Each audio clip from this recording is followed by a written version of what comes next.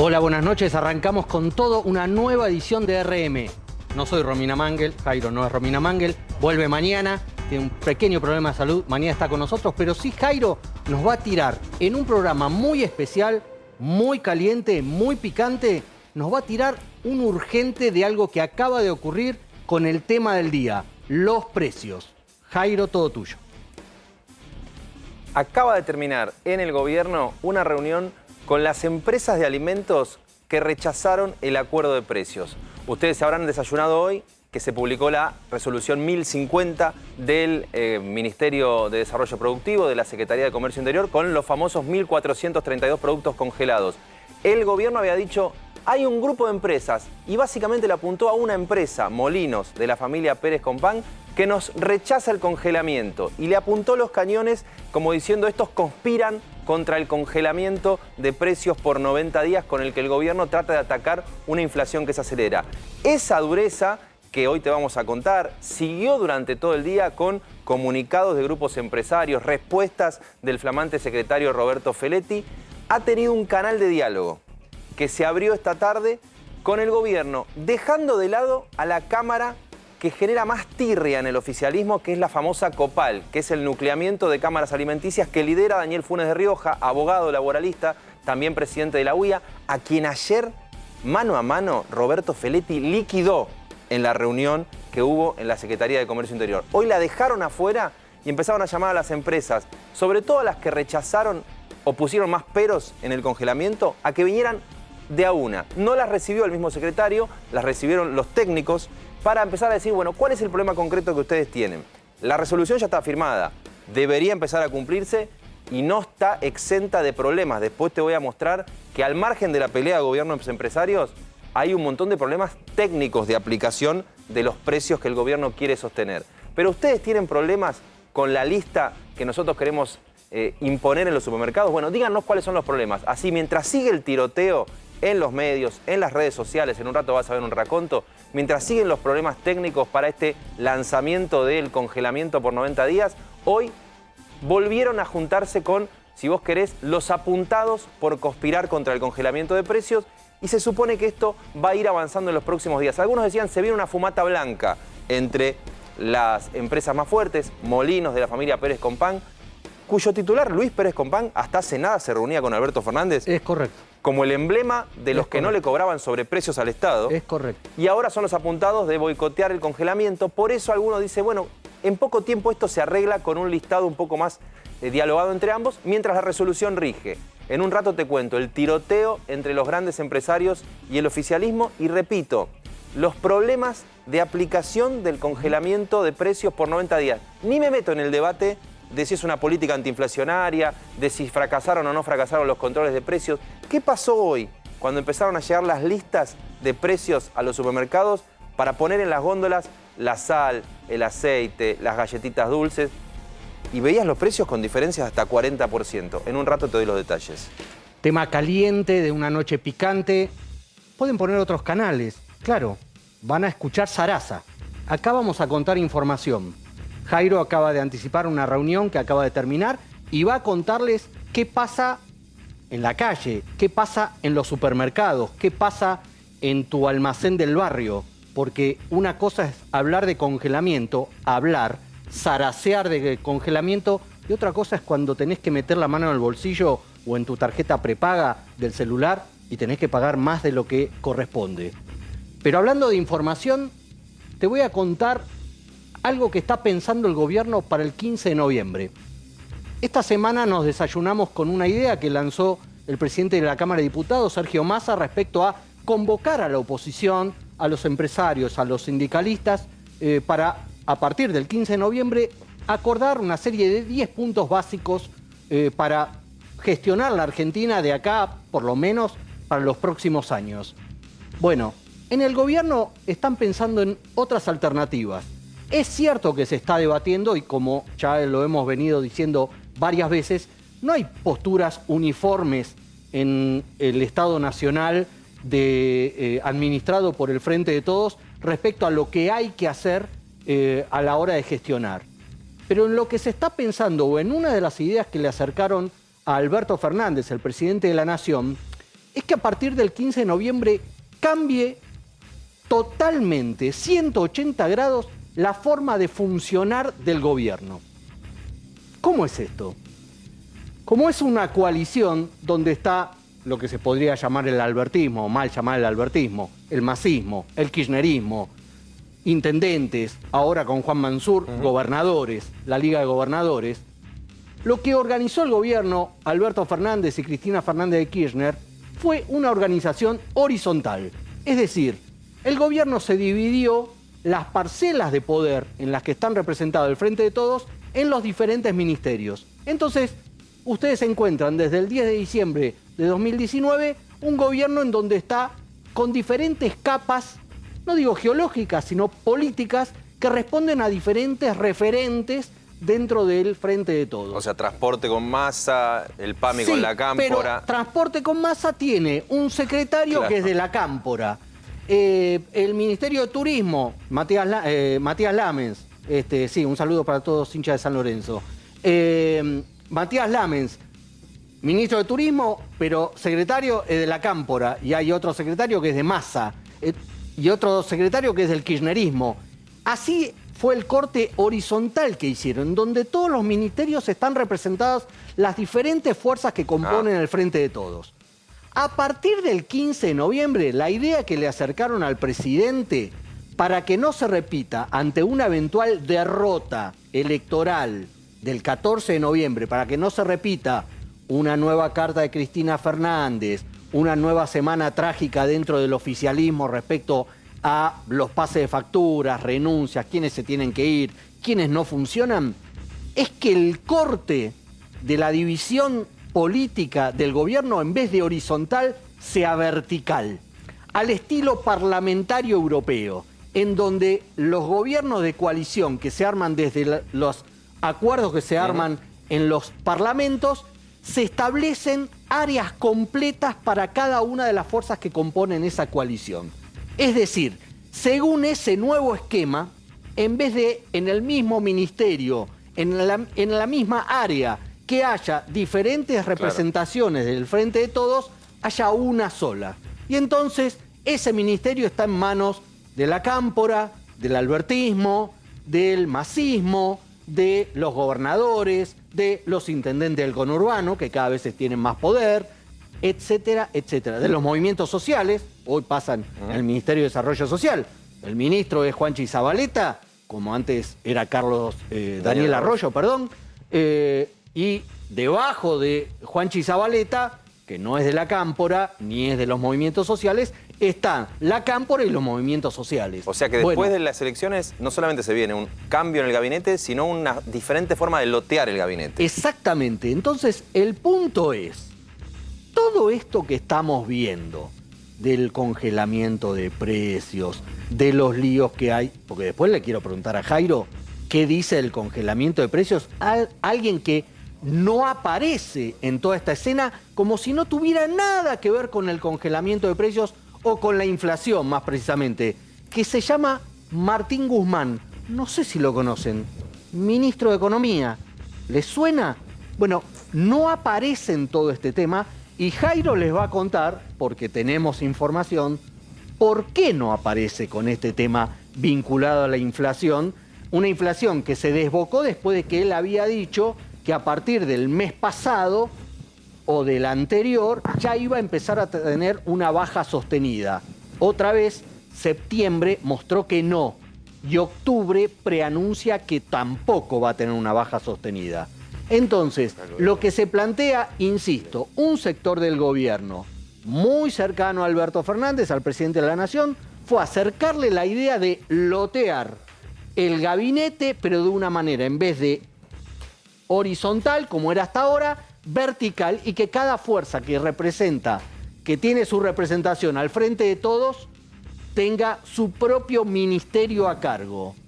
Con esto quiero decirles, no sé si lo va a comprar el presidente, no sé si lo va a comprar la vicepresidenta de la Nación, pero va a ser para varios debates, porque esto significaría que habría muchos recambios, muchos cambios de gabinete, ya no solo a nivel ministerial, sino a nivel secretarías, que son las que muchas veces ejecutan y accionan lo que tiene que ver con la acción con toda la administración diaria del Poder Ejecutivo Nacional.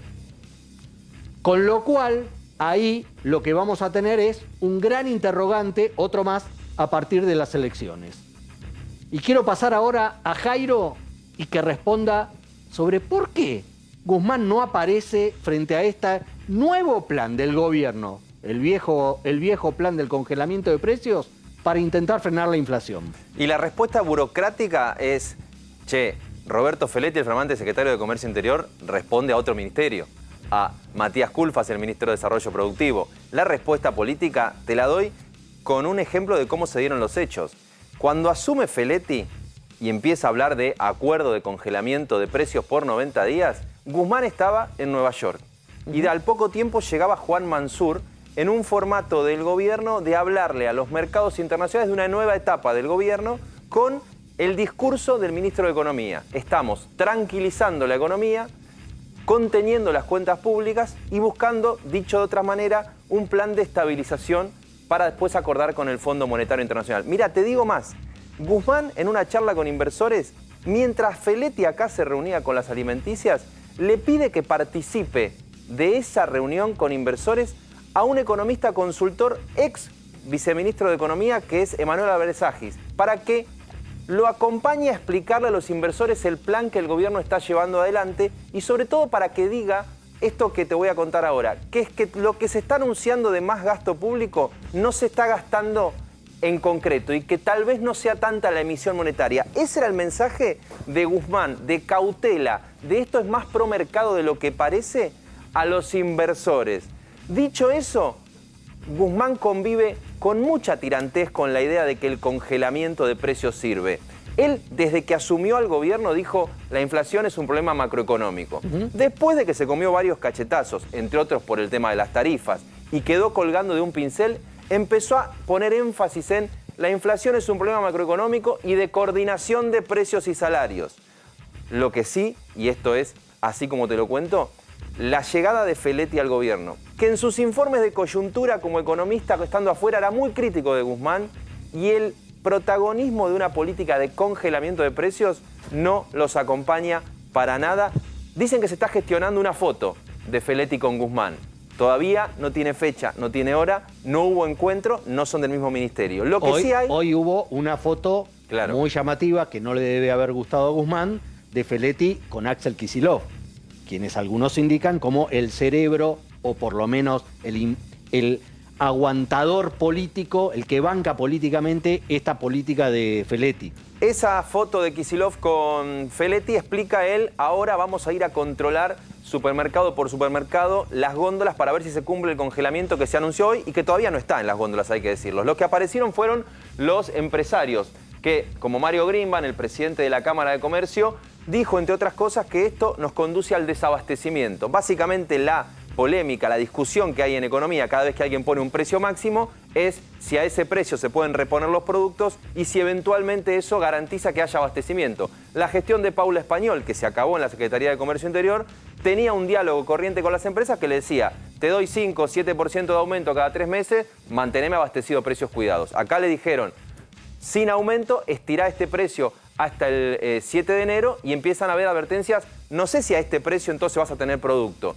A este mensaje lo salió a cruzar el propio Feletti por Twitter. Nada menos. Y ahí empezó a escalar una discusión que es como muy bipolar del gobierno con los empresarios. La semana pasada Alberto morfaba con empresarios para acercar posiciones de cara a un acuerdo social. Y en paralelo se dan estos cruces por la urgencia de los precios. Ni amenazas a los argentinos y argentinas, ni desabastecimiento. Lamentamos mucho este tipo de amenazas que no son a un gobierno, sino al pueblo argentino. Lo cruza Feletti al propio presidente de la Cámara de Comercio en un día donde esto iba escalando en los medios, al punto de que aparece la Asociación Empresaria Argentina. Sello que si vos no lo conocés, es el de los dueños del capital en Argentina. Héctor Mañeto de Clarín, Paolo Roca de Techín, Luis Pagani de Arcor. Ahí están asociados los dueños, no las empresas, no las cámaras, los dueños, los accionistas. ¿Y qué ponen? que la reciente resolución de la Secretaría de Comercio por el congelamiento de precios es muy negativa para el funcionamiento habitual de las empresas. 3 párrafos, esto es el comunicado completo. Que nunca sirvieron en la historia. La expectativa argentina y mundial es muy elocuente en que los congelamientos no resuelven la inflación y dicen que altera la previsibilidad necesaria y desalienta inversiones. Acelera el empresariado. Repito, los dueños del capital. Esto es, pero... música para los oídos de los que ven un bloque del establishment contra el gobierno dentro del Frente de Todos. Dicen, esto es Mañeto. O sea, mañana tenés a Víctor Hugo diciendo esto es Mañeto y la Cámara lo integra. Y salió Gabriela Cerruti, la flamante portavoz del gobierno, a decir en 3 tweets con el hashtag control de precios, sabemos lo que está pasando en las góndolas, los precios estaban descontrolados sin ninguna razón económica. Y esto hay que decirlo, es la batalla... Si vos querés política, alguno dirá, esto lo sabrás vos mejor, Javi, es lo que busca el gobierno, que se discuta la culpa de los empresarios para zafar ante una aceleración de los precios de que no lo miren a él en la inflación. Totalmente. Ahora, cierro con esta placa para ver si esto funciona o no funciona. Porque el gobierno mandó 1.432 productos con precios que tienen que respetarse en las góndolas. Ahora, en algunos supermercados se dieron cuenta que esos precios que tienen que tener en las góndolas son todavía menores a los del costo que ellos le pagan al proveedor. Repito, le dan que no sé, para darte una golosina popular, que la Rhodesia tiene que valer 38 mangos y de costo la pagan 38 mangos en un kiosco en el Gran Buenos Aires. Esto yo le preguntaba hoy a la Secretaría de Comercio Interior. ¿Está bien hecho? ¿O agarraron, producto de que recién llegaron, listas de precios viejas? No te estoy discutiendo si es un plan antiinflacionario, si esto va a solucionar la inflación, si Guzmán está de acuerdo. Te estoy diciendo, dado que lo hacen, ¿estuvo bien hecho o los precios no solo son que no eran retroactivos al 1 de octubre, sino que incluso están por abajo del costo? Porque en ese problema vas a tener lo que decía el primero de los que habló acá. Ahí sí vas a tener un riesgo de desabastecimiento o de que no funcione el programa. Repito, tiros entre el gobierno y los empresarios, acercamiento con Molinos y las alimenticias y ahora también veamos si funciona o no funciona este plan que hoy se publicó en el Boletín Oficial. Nos visita José Ignacio de Mendiguren, después estará Luciano Laspina, diputado de Juntos por el Cambio. José Ignacio, te presento como funcionario, empresario, ¿qué preferís? Soy un industrial. ¿Industrial? La política me dio la oportunidad a defender lo que nosotros pensamos dentro de la política, como fue Sergio Massa en el año 2013. Sigo siendo industrial todos los días, pyme, textil, fábrica de calzado. Y además ahora presido el BICE, que es el Banco Inversión y Comercio Exterior. Fui exministro de la producción en la Argentina, fui el primer ministro de la producción en la Argentina en toda su historia a nivel nacional. Y precisamente me tocó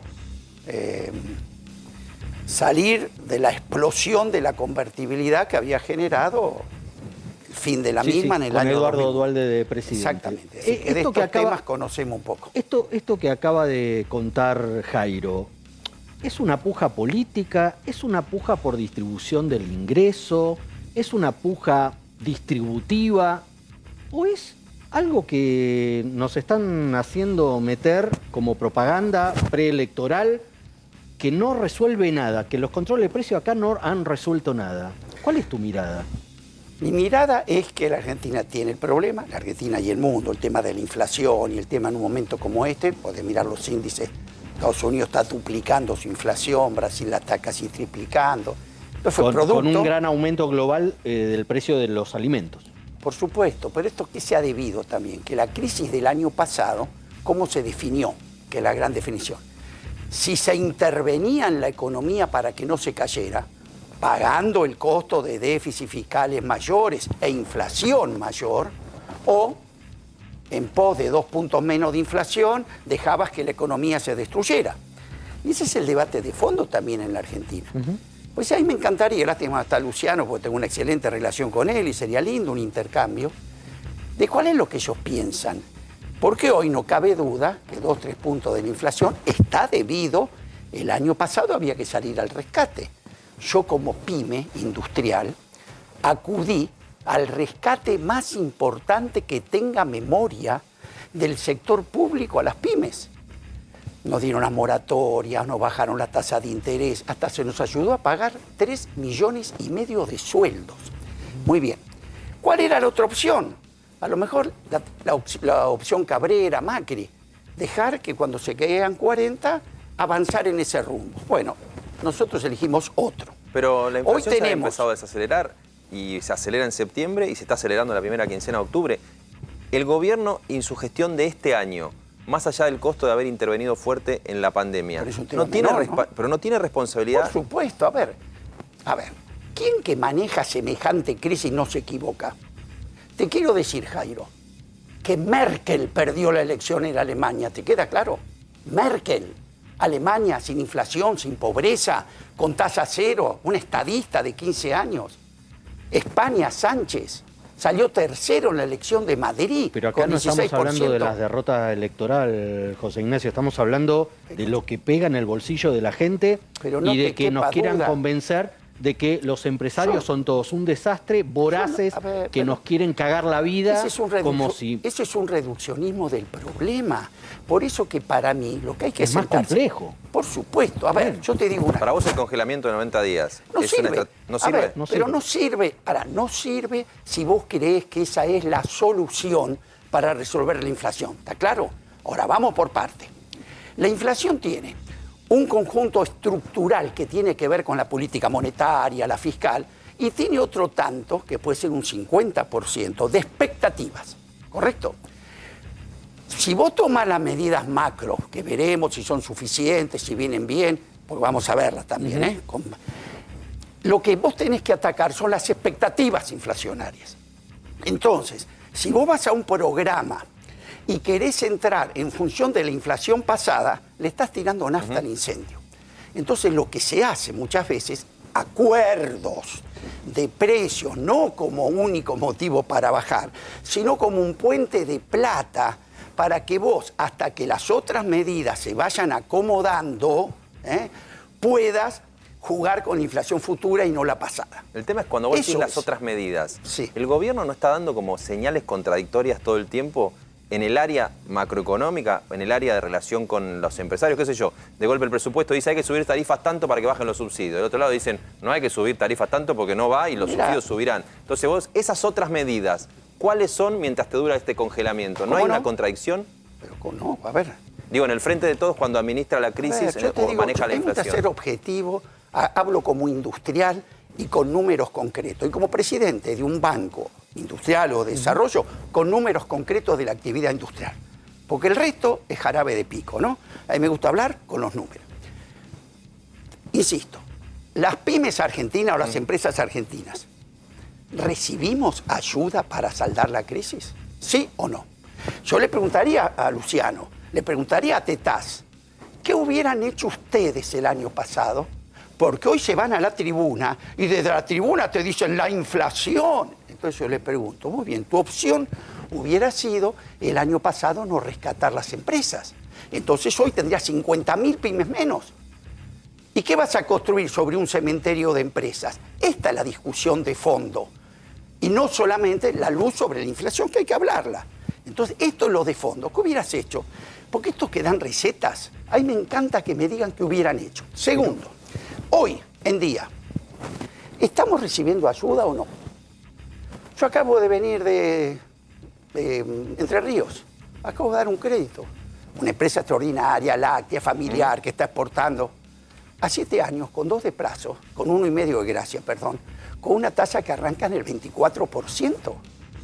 ¿Vos tenés que no sé hacer números? Pero que las empresas son desagradecidas entonces con la ayuda, porque el gobierno las ayuda y ellas aumentan los precios, pues se les canta. Esas son conclusiones. Yo te quiero ser objetivo, pero déjame que te termine de explicar y vos contestame. Por eso te pregunto. Entonces, ¿me estás dando una mano? ¿No nos acordamos cuánto eran las tasas 4 años atrás? Inmorales eran. 80, 90%, hoy tenés 24%. Primer tema. ¿Qué te hice con las tarifas? ¿Te aumenté el 1.600% o te permití, el costo vemos cómo se va a arreglar después, pero que hoy no te suba las tarifas? Pero hoy te estoy dando una ayuda para la inflación también. Entonces, la tasa de interés... O se puede leer al revés, que con las tarifas pisadas tenés 50% de inflación cómo será el problema macroeconómico que tenés que resolver. Pues como para mí los problemas macroeconómicos, si no hay crecimiento, no se resuelven. Y acá donde la primera definición política que me gustaría charlar con Luciano y con la oposición. La posición del mundo fue salir al rescate de las empresas para que estén vivas. Por supuesto, ahora van a enfrentar todas, la inflación y el déficit. Estados Unidos, 13% de déficit fiscal. Y la inflación del 1.6 se la llevan al 5. Ahora, la triplicaste. De Mendiguren. ¿Pero por qué? Optaron por no dejar caer la economía. Pregunto, ¿qué hubiéramos hecho acá? ¿La dejamos caer? Y como empresario y también como parte de la coalición de gobierno. Sí. El gobierno ayer, a través del secretario de Comercio, dijo, che, acá hay una empresa, Molinos, de la familia Pérez Compán, que ganó mucha plata ahora este año y se está abusando con los precios. Arcor, de la familia Pagani, está ganando plata cuando perdía con Macri y ahora se están abusando con los precios. Blaquier, de la familia Ledesma, perdían plata con los Macri, ahora ganan. ¿Vos tenés la misma mirada de que esas empresas alimenticias con nombre y apellido son los culpables de la inflación? Lo que yo creo y tengo la mirada y que tengo que hacer un esfuerzo yo también. Si me estás dando tarifa, si me estás dando baja tasa de interés, el otro me mataba, todo tiene que ver a mi costo. No solamente el costo directo de la materia prima, ¿eh? Tarifa es costo, tasa de interés es costo. Ando una empresa endeudada, a ver cuánto le significa pagar el 23. Colegas industriales, pónganse las pilas. Hoy estamos ante una emergencia y a todos nos conviene bajar la inflación.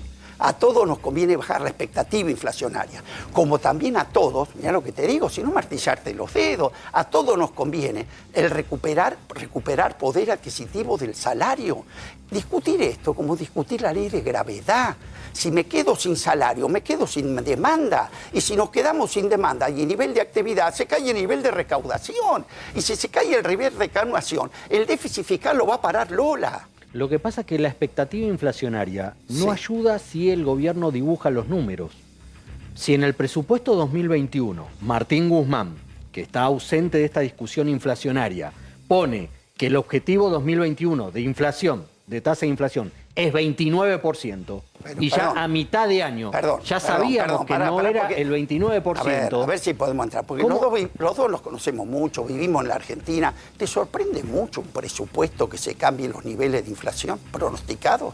No, justamente el argumento fue que se planteaba como expectativa. Pasó siempre. Eso en indudablemente vos sabés no que funcionó. el gobierno, ¿qué pasó? Un día le aprobamos el presupuesto con el 10% de inflación, se lo aprobamos y no se había promulgado y llamaron, ¿te acordás la famosa conferencia? Y pidieron 50% más y a la semana 100% más. Esto pasó en la Argentina siempre. Entonces, ¿sabés qué me parece que hoy, ante la magnitud, acá vos sabés que yo estoy escribiendo el libro, pues se cumplen los 20 años de la crisis del 2001 y hay que aprender mucho de esto. ¿Por qué? Porque en este momento la crisis la pudo haber generado uno, otro, no se pelearon. Pero ante la magnitud de la crisis, la política con mayúscula, el radicalismo y el peronismo, se juntaron y dijeron, hermano, de esta salimos juntos. Después cada uno va a seguir su camino, ¿no? Porque está en la independencia de cada partido. Y ahí pudimos, están los resultados a la vista de una crisis inédita, en un año, generar 16.500 millones de dólares de superávit. Ahora, vos solés usar una frase, no sé si on the record, pero alguna vez me la dijiste off the record, que es cabeceando... Parece Romina. Que muchas veces los dirigentes están cabeceando granadas en los gasoductos. Así es, lo digo. ¿No sentís que a veces cuando vos hablás... Por eso, todos en Argentina, porque yo acá te cuento la historia de cuál fue el comportamiento de la política, de los periodistas, de los empresarios, porque todos somos muy particulares en la Argentina como nos paramos ante una crisis. Todos la ignoramos, la negamos. Estábamos, acordate, antes de la explosión del 2001, Melconian decía en el coloquio de idea, estamos ante el sistema financiero más sólido del mundo. Yo lo que te digo es si cumple la norma de Basilea Plus. Y después cuando te estalla, todos pasan de ser responsables a paracaidistas rusos que la cuentan y te dicen, yo te avisé. No, hermano, tengo memoria. Acá lo vas a tener. Yo lo último que te pregunto de mi parte. Entonces, hoy creo, sinceramente, volvamos a las granadas en el gasoducto. Si los propios problemas de la coalición de gobierno no son que están cabeceando granadas en el gasoducto. Hay una coalición de gobierno que tampoco podemos asustarnos de las coaliciones que discuten otra vez, ¿no es cierto? O nos acordamos cuando Lilita le hacía juicio político al ministro de Justicia y salía de Comodoro Pi diciendo que Magdalani la espiaba. Y ahora hablamos de los espías. Vamos a ser serios, yo digo. Por eso, no miro para atrás. Estamos con un problema grave. Y el problema grave no está para saber qué ventaja te saco y mientras como enloquezco a la gente. Porque a la gente lo que le tenemos que contar, que me gustaría contarte, lo que yo estoy viviendo todos los días. Que hoy la industria está 5,7% arriba del 2010, que las exportaciones vamos con un récord otra vez de saldo de la balanza comercial, que las inversiones estamos subiendo todos los días. ¿Llega la gente? No, pero te puedo contar toda la lista de las cosas que esa economía real se va despertando. Alguna buena noticia demos porque existe. Ahora, si lo único que nos encanta es enloquecer a la gente, con vacuna, sin vacuna, ¿qué es lo que viene?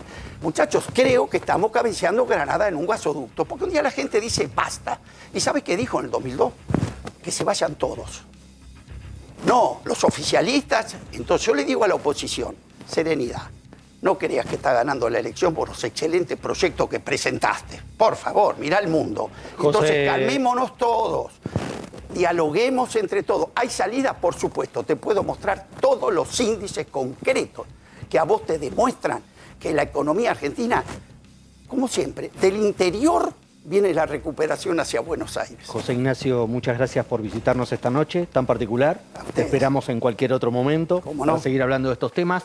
Jairo, te quiero preguntar sobre, vos planteabas hace unos minutos, mientras esperamos a Luciano Laspina que ingrese al estudio, vos planteabas hace unos minutos que todavía la gente no puede acceder a los precios congelados, acordados, paralizados, negociados. ¿Eso cuándo va a pasar? Bueno, se supone que entre 3 y 4 días deberían estar los precios que el gobierno, repito, con el nuevo secretario de Comercio Interior, dispuso que estén disponibles básicamente en supermercados. Si bien la resolución es muy amplia, hay que decir que ahí se saludan, finalmente, ahí hay saludos. Ahí hay un saludo. El acuerdo, se cerró la grieta. Es el comienzo del acuerdo social. Lo que te digo es que de 3 a 4 días esto debería empezar a verse porque son 1.432 productos que el gobierno quiere que estén. Yo repito, va a haber un problema técnico porque se han puesto precios que tienen entre 30 y 40% de diferencia con los precios que ya están o a veces que están por debajo del costo que pagan los supermercados, que repito, van a ser el gran canal de expendio si se cumple de este programa que se lanzó en esta mañana. Perfecto. Ahora sí, ya está acá con nosotros Luciano Laspina. ¿Cómo estás, Luciano? Buenas noches. ¿Cómo le va? Gracias por la invitación. Diputado de Juntos por el Cambio, una de las referencias económicas en la Cámara de Diputados por parte de la oposición. Bueno, recién escuchábamos a José Ignacio de Mendiguren de que, si no entendí mal yo, el congelamiento no sirve en tanto en cuanto sea ese el fin, salvo un acuerdo de precios. En el marco de un plan. En el marco de un plan, de medidas que se tienen que tomar. ¿Cuál es la mirada que tienen ustedes sobre este tema? Bueno, bastante similar, digamos, lo que acaba de decir de Mendiguren, si esa es la síntesis de lo que dijo. Los congelamientos de precios nunca han funcionado ni en la Argentina ni en la historia. Hay un libro que se llama 5.000 años de controles de precios, no recuerdo el autor ahora. Pero las veces que se han hecho de manera inteligente, de manera seria o en el marco de programas heterodoxos, como fue, por ejemplo, el Plan Austral del año 85, incluso el Plan Gelbart, que después termina muy mal por otros desequilibrios muy parecidos a los que se están gestando ahora en la economía argentina, termina en el 75 con el Rodrigazo, esa gran devaluación y un gran ajuste tarifario. O en el año 87, en el marco del Plan Primavera, el propio Alfonsín, con precios máximos. No le funcionaron, pero al menos estaban inteligentemente vendidos dentro de un programa de estabilización, que después fueron fallidos, podemos discutir. Acá en realidad es solo una receta electoral, te diría, para poder imprimir un número de inflación menor en el próximo registro antes de las elecciones, si es que llegan con algo en ese sentido, y para encontrar un enemigo para el votante duro, el núcleo duro del Frente de Todos, que está a riesgo de quebrarse, porque esto es lo que ha pasado, digamos. Yo creo que el Frente de Todos perdió el votante blando, como dicen los politólogos, ese votante que lo apoyaba desde siempre, pero tampoco era fanático, tocó el núcleo duro de sus votantes y ahora está penetrando ese núcleo duro de sus votantes por la falta de respuesta, por el desgobierno enorme, por la crisis de pelearse por los diarios y tirarse cartas por los diarios, una crisis institucional y política del propio gobierno. Y entonces, bueno, en la búsqueda de consolidar ese núcleo duro, busca un enemigo. Y ese enemigo son los empresarios. Y ahí está la razón de los controles de precios. Y de hecho lo dijo Feletti, dijo, necesitamos 3 meses de alegría. O sea, el plan que quieren hacer para activar es básicamente pasar de aquí a fin de año, probablemente para evitar alguna tensión social y poder ganar las elecciones o poder mejorar en las elecciones. Es más claro, imposible. La gente lo sabe, lo tiene clarísimo. Yo creo que estamos ante un votante inteligente en la Argentina que ha aprendido mucho de economía porque se viene comiendo muchos sapos. Se dio cuenta que el modelo de distribucionismo fácil que aplicó el kirchnerismo durante muchos años tocó un límite y no cree en ninguna de estos espejitos de colores. Ahora, Luciano, yo compartiendo la línea general de que el gobierno está buscando una solución de corto plazo en la campaña electoral, ¿no ves que del lado empresario, que la verdad ha tolerado un montón de acuerdos de precios cuidados, no es que la primera vez que le piden bancame los precios 3 meses? De hecho, vienen los precios por cuidados eso. hace mucho Sí, tiempo. es un programa en ese mismo, que siguió con Cambiemos. Sí, en ese mismo tono, ¿no crees que el empresariado ha salido también a jugar en tono político? Tal vez porque se siente representado por Juntos por el Cambio, porque lo ve débil al gobierno, porque perdió las elecciones. ¿No ves también desde el lado empresario un juego político en este contexto? Repitiendo esto, ha habido un montón de acuerdos de precio en estos últimos años y los han tolerado y acá están diciendo 3 meses de esta canasta de productos. ¿No te hace un ruido eso? Yo creo que es tan absurdo el congelamiento que se intenta. Primero no es un congelamiento, es un retrotraer precios, con lo cual si los empresarios tuvieron costos que tuvieron que trasladar a precios, es empezar seguramente a perder. Pero más allá de la defensa de los empresarios, es muy ridículo plantearle a un empresario que congele los precios cuando vos no congelás la emisión monetaria. Porque, digamos, si de alguna forma vos decís, bueno, mira, vamos a hacer 3 meses, pero yo en estos 3 meses te prometo que voy a bajar la tasa de interés para que vos tengas menor costo de capital, vamos a tratar de estabilizar otros costos, voy a bajar un poco los impuestos y voy a bajar la emisión monetaria, que es la que crea esta brecha cambiaria insoportable, que es la que se termina trasladando a los precios, porque el Banco Central pierde reservas, le frena las importaciones a los industriales tienen menos para producir, menos para ofertar y empieza a subir los precios. Bueno, todo este círculo en el que está, si vos no le ofreces una solución al empresario, el empresario ya en algún momento me parece que se planta y dice, mirá, primero hagamos las cosas seriamente, poné tu parte, hagamos un acuerdo, precios cuidados con el macrismo, incluso con el kirchnerismo, estaba dentro de una lógica, digamos, donde los precios cuidados se iban moviendo en función de lo que era la inflación, digamos, de lo que eran más o menos las pautas macroeconómicas, aun cuando se iban un poco fuera de borde. Pero esto, digamos, en un escenario de descontrol inflacionario del 3,5, retrotraer para atrás, me parece que esto es lo que de alguna forma empieza a chocar con la resistencia empresaria, que sí empieza a ser un poco más, si vos querés, un poco más doctrinaria. Pero más doctrinaria en la irracionalidad del gobierno de cómo lo plantea. Empieza a jugar un poco más políticamente. Y cómo lo plantea el propio Feletti. Porque el propio Feletti dijo, bueno, vamos a ir a un acuerdo en la medida que haya acuerdo, si no voy a sacar la lista de precios máximos, y es lo que hizo. Luciano, para que la gente lo entienda, porque la gente lo sufre, los que nos están viendo lo sufren, pero para que lo entiendan, ¿por qué nadie en la Argentina puede domar la inflación? ¿Por qué nos tenemos que retrotraer a la convertibilidad del 1 a 1, después a un altísimo costo social, económico, etcétera, para decir, bueno, un periodo de X cantidad de años donde la inflación no fue un problema? ¿Por qué nadie lo consigue dominar? Radicales, pro, peronistas, el color que quieras. Sí, es increíble porque toda Latinoamérica lo logró hacer. Y ya nadie puede tirar la primera piedra de que es fácil dominar este monstruo. En Argentina es especialmente difícil. Vos pensás que Argentina fue uno de los pocos países que tuvo hiperinflación sin tener guerras. No hay tantos casos en el mundo de hiperinflaciones, de 2 hiperinflaciones, sin que haya mediado una guerra. Es decir, la inflación argentina es un monstruo muy complicado de domar y acá nadie puede tirar la primera piedra. Y te diría que hay varias cosas. Para frenar la inflación, sobre todo en Argentina, vos necesitas, primero, acuerdo político respecto a un conjunto de reformas que básicamente consiste, para hacerla muy simple, en equilibrar las cuentas públicas. Esto no es ortodoxo o heterodoxo, esto porque si no te explota por endeudamiento y después te genera una mega devaluación y un default, te explota por inflación, por emisión, por inflación, por la emisión. Entonces, más emisión monetaria. Y además hay que hacerlo de manera consistente, de manera muy profesional. Yo siempre digo que este es un vicio que tiene el establishment y alguna dirigencia que proviene del establishment, que decir, mira, bajar la inflación ya lo hicieron todos los países, es muy fácil, es como operar un corazón. Yo se lo digo a mis alumnos de la Ditela. Es como operar un corazón. Abrís, sacás el viejo, ponés el nuevo y cerrás. ¿Vos operarías un corazón? No.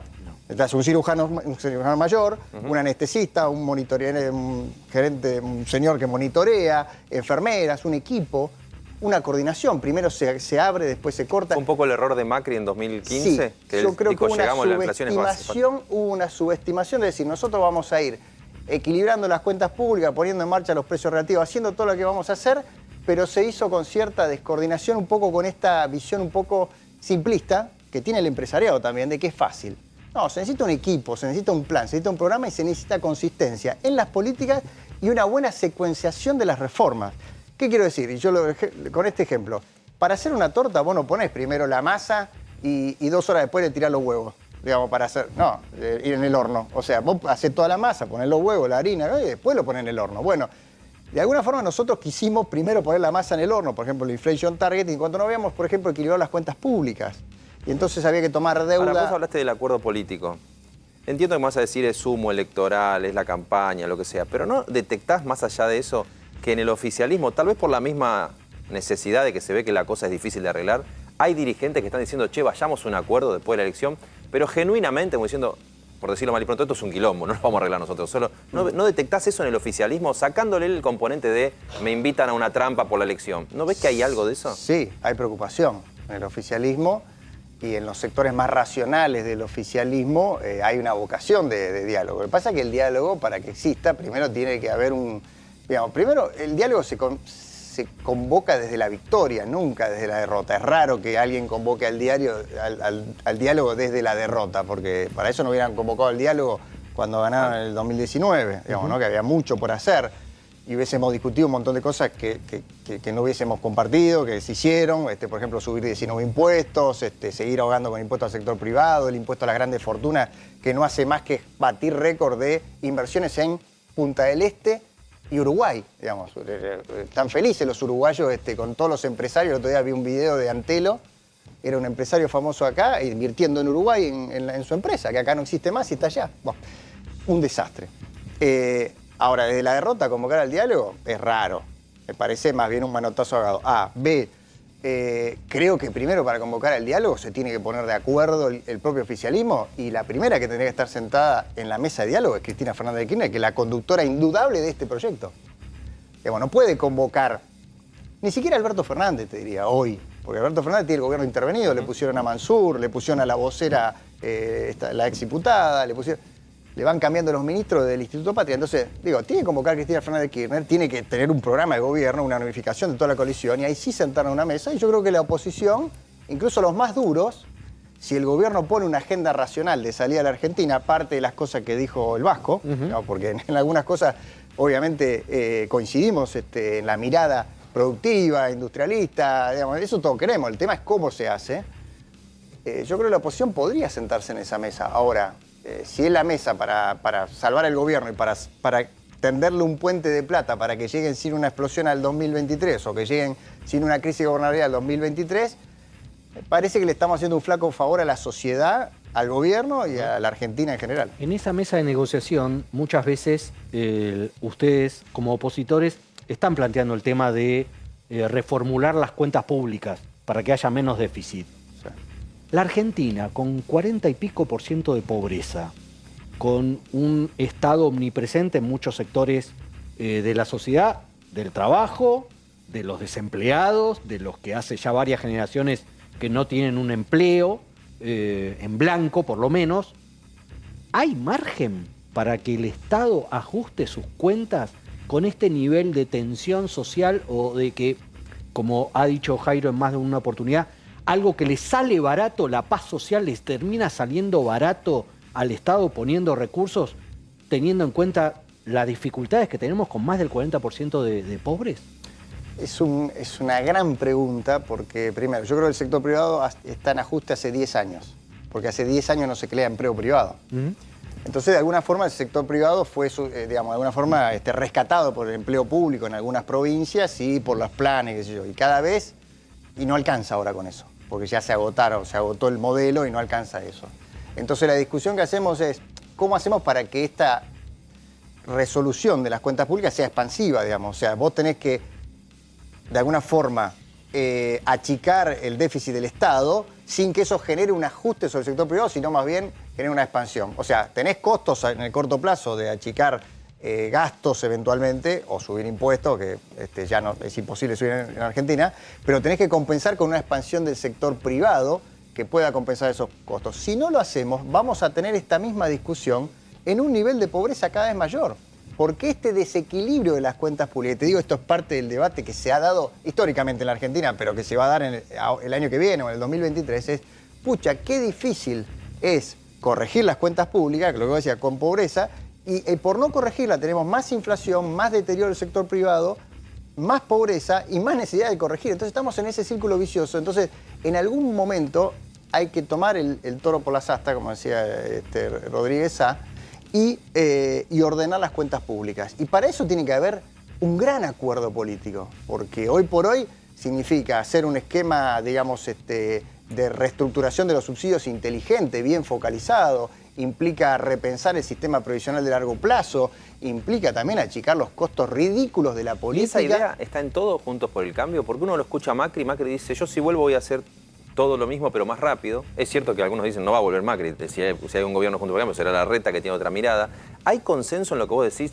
¿Hay que ir con un acuerdo político? ¿Hay que tener una mirada más integral? ¿O te parece que eso todavía es un aprendizaje que no está cerrado en Juntos por el Cambio? Yo creo que lo que dice Macri es que el rumbo que él tomó, que de alguna forma, él termina haciendo en los 2 últimos años lo que tendría que haber hecho en los 2 primeros. Y lo dice de alguna forma así, digamos, ¿no? Le deja a Alberto Fernández 4 colchones macroeconómicos, que es lo que le cuesta la elección a él, porque lo hacen los 2 últimos años. El colchón fiscal, el monetario, el externo, porque se había evaluado mucho el tipo de cambio, y el tarifario. Con la recomposición tarifaria que hizo Macri, que fue la verdad heroico el esfuerzo que hicieron los argentinos para bancarse esa recomposición tarifaria que era necesaria hacer en aquel momento. Por supuesto, si hubiese hecho con una economía en expansión hubiese sido mucho más digerible para la gente. Pero deja esos 4 colchones macroeconómicos y Argentina estaba lista como para empezar a salir de su crisis. Y después viene la cuarentena eterna, una cuarentena europea en una economía sudamericana y destruye esos 4 colchones. Lo que dice Macri es, hay que hacer esos 4 colchones de la forma más rápida y más socialmente menos dolorosa, rápidamente para que los beneficios de la expansión del sector privado, la inversión, el empleo, que vuelvan los empresarios que se fueron, que vuelvan las inversiones, eso que no aparecía. ¿Y por qué no aparecía? Porque pensá esto, Mauricio Macri pone el plan de estabilización, el Inflation Targeting de Sturzenegger, Sí. Empieza a mejorar cosas de la microeconomía, los bitrenes de Dietri, digamos, los camiones más eficientes y cosas por el estilo, pero las reformas más de fondo las empieza a hacer después, recién en diciembre del 2017. Pasa a un pacto fiscal y una reforma tributaria que bajaba en 3 puntos del PBI la carga tributaria, y que era el principio de empezar a oxigenar al sector privado. O sea que si es un Macri que vuelve con ese mismo discurso, va a tener que hacer otra vez los ajustes de tarifa fuerte que hizo al comienzo. No, yo creo que que dejan el atraso que me se da está la acumulando. me da la impresión de que esta vez, a diferencia del 2015, el que va a tener que enfrentar los propios fantasmas es Alberto Fernández. Porque no creo que esta vez se vuelva a repetir el puente de plata que generó las expectativas de un recambio de gobierno que mantuvo a flote la economía de Axel Kicillof y Cristina Fernández de Kirchner durante todo el 2015, cuando la que venía era Scioli Bain, Miguel Bain, fallecido lamentablemente, un economista de fuste, Que le o mejoraron las Macri y expectativas. Melconian. A propósito de Macri, tengo una pregunta judicial. ¿Vos estás de acuerdo con que no se presente a la justicia a declarar? Lo que yo entiendo de la causa es que no tiene ni pies ni cabeza, Está bien, ni la pero eso cuestión mismo del... decía Cristina de sus causas e iba a declarar. Yo creo que hay varias cosas. O sea, cuando pasás por la función pública te llenan de causas. Eso ustedes lo saben bien, porque son periodistas de investigación. Hay causas que son ridículas, que caen por su propio peso, y hay otras que son más profundas y no hay forma de frenarlas, digamos, ¿no? Esta es una de las causas ridículas donde Está bien. no hay ninguna vinculación Lo mismo decía probada. Cristina, pero Cristina iba... ¿No hay una diferencia ahí? Porque Cristina decía los me inventan causas, 5 declaraciones el mismo día. Sí, pero iba. pero Cristina tenía Otesur, Los Sauce, tenía toda lo la que obra digo es pública que- de la Salvador. Estaban todos los dedos marcados. Acá no. dicen que hay una supuesta escucha. Manes dijo, que el como presidente expresidente supuestamente debería lo ser ordenó. ejemplar. Manes dijo, como expresidente debería ser ejemplar. ¿No tiene un punto ahí? O sea, Cristina, con todo lo que le pueda criticar, fue a la justicia. No, no hay Ahora algo- lo volvieron a citar bien, lo volvieron al a citar y 28 creo que y va a el ir. abogado dijo que va a ir. Sí, o sea, lo que Pablo está usando Lanús. son los recursos de la justicia. En este caso hay una clara persecución No te a mi hace juicio. ruido. Y, a ver, yo he dicho siempre, digamos, digamos, por ejemplo, la causa de dólar futuro es una causa contra Cristina que yo siempre estuve en contra, porque la política económica no es judicializable. Y lo he dicho. Ahora, después las causas de corrupción No, yo son estoy más hablando de la flagrantes. actitud de las figuras, de la actitud de las figuras. Sí, pero yo creo que lo hacen en el marco del Estado de Derecho. O sea, ni siquiera tiene fueros. Cristina tuvo 2 años sin fuero, después, igual que Macri ahora. Pero también muchas veces ha declarado por escrito, no ha ido. A ver, yo creo que lo hacen en el marco del Estado de Derecho, no hay una rebeldía, y de hecho no la podría tener porque es un ciudadano de a pie. Y ya ahora entiendo que va a ir a declarar, Sí. si lo llama, porque se le rechazó la excusación de este juez bastante, pintoresco, por decirlo de alguna forma, que tiene Ahí de alguna en forma el secuestrado juzgado el de Dolores. expediente en el juzgado de Dolores. Luciano, sos, breve porque ya nos estamos yendo, ¿sos de los opositores que creen que un triunfo electoral de Juntos por el Cambio el 14 de noviembre genera un lunes negro el 15 de noviembre para lo que es la gestión de gobierno?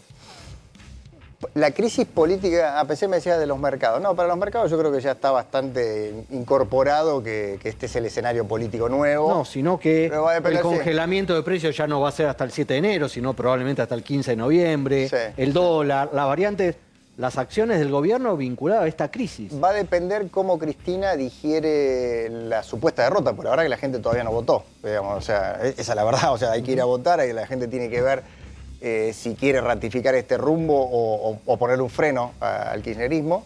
Pero asumiendo que se repiten los resultados, va a depender mucho de cómo Cristina se pare de demás, de qué decida, de cómo salda el gobierno el debate ideológico que tiene tan profundo, digamos. Hay un sector que insulta al Fondo Monetario y hay un sector del gobierno que se reúne con el Fondo Monetario para negociar. Entonces, esto es lo que hace de alguna forma. Esto de que haya 2 volantes siempre fue un problema, digamos, para la conducción, pero uno gira a la derecha, el otro a la izquierda, y cada vez es más complicado porque lo hacen en medio de una crisis política y económica muy grave, y eso pone en riesgo a todos los argentinos. Luciano Laspina, diputado por Juntos por el Cambio, muchas gracias por visitarnos. Placer. Muchas gracias a todos por estar acá. Jairo, Pero claro, Calvo. un 10. Nos reencontramos mañana en esto que se llama RM. Acá va a volver a estar sentada Romina Mangel, ¿cierto, Romina? Mañana, 22 horas, acá en A24. Los esperamos. Chau.